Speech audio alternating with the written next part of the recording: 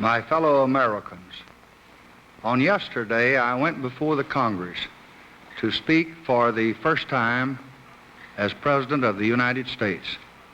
Tonight, on this Thanksgiving, I come before you to ask your help, to ask your strength, to ask your prayers that God may guard this republic and guide my every labor. All of us have lived through 7 days that none of us will ever forget. We are not given the divine wisdom to answer why this has been, but we are given the human duty of determining what is to be. What is to be for America, for the world, for the cause we lead, for all the hopes that live in our hearts. A great leader is dead. A great nation must move on.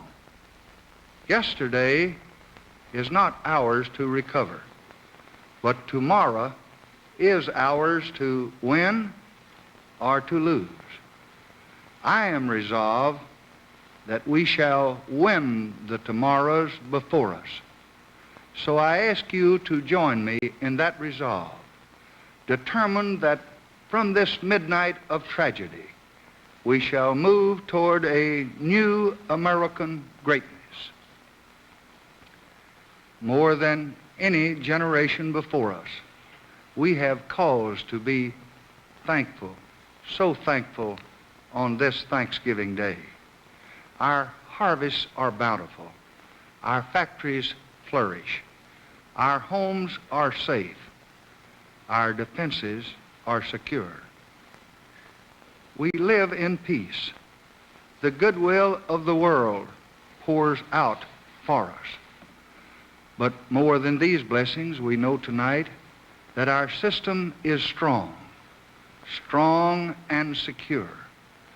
A deed that was meant to tear us apart has bound us together.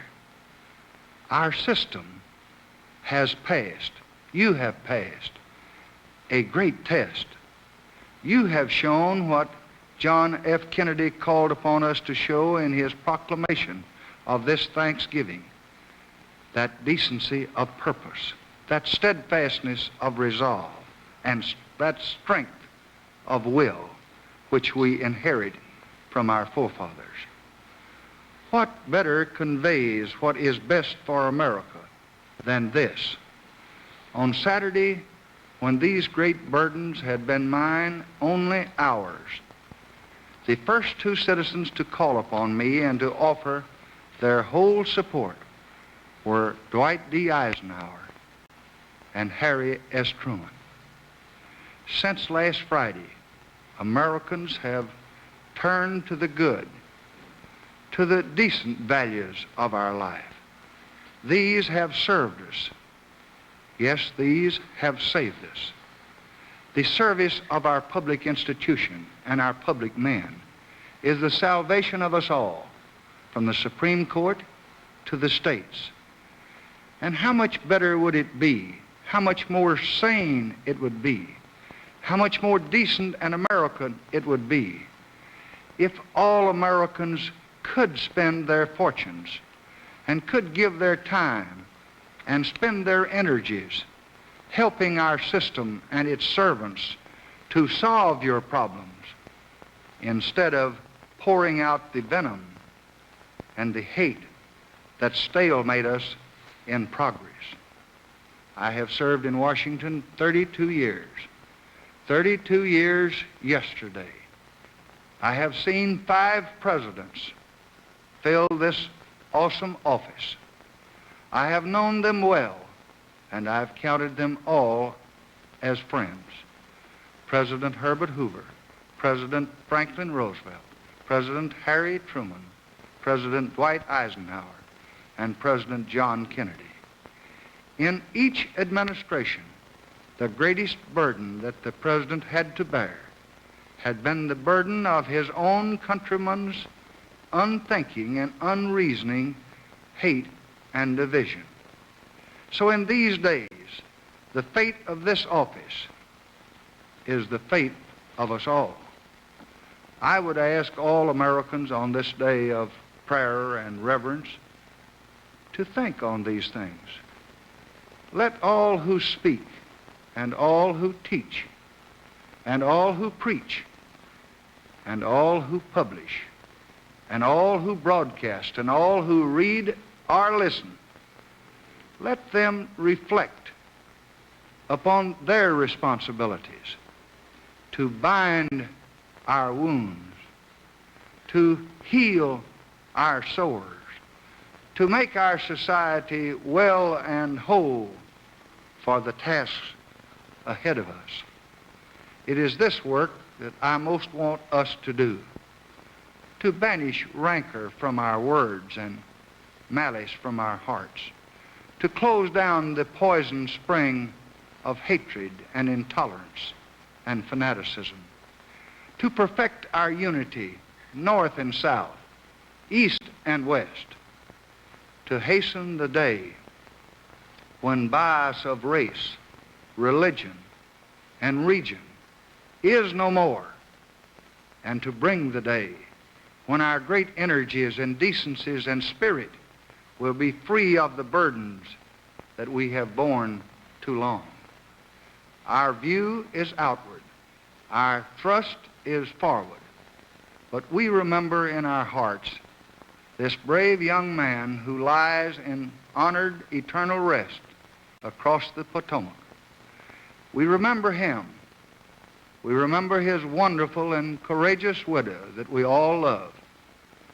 We remember Caroline and John and all the great family who gave the nation this son and brother.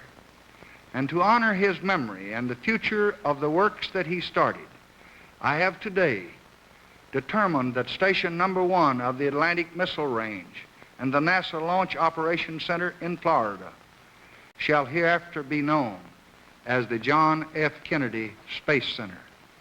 I have also acted today with the understanding and the support of my friend, the Governor of Florida, Farish Brown, to change the name of Cape Canaveral.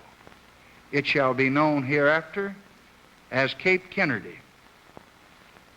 On this Thanksgiving Day, as we gather in the warmth of our families, in the mutual love and respect which we have for one another, and as we bow our heads in submission to divine providence, let us also thank God for the years that he gave us inspiration through his servant, John F. Kennedy.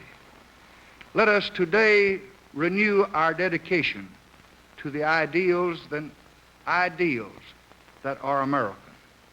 Let us pray for his divine wisdom in banishing from our land any injustice or intolerance or oppression to any of our fellow Americans, whatever their opinion, whatever the color of their skins. For God made all of us, not some of us, in his image. All of us, not just some of us, are his children. And finally, to you as your president, I ask that you remember your country and remember me each day in your prayers. And I pledge to you the best within me to work for a new American greatness, a new day when peace is more secure, when justice is more universal, when freedom is more strong in every home of all mankind. Thank you and good night.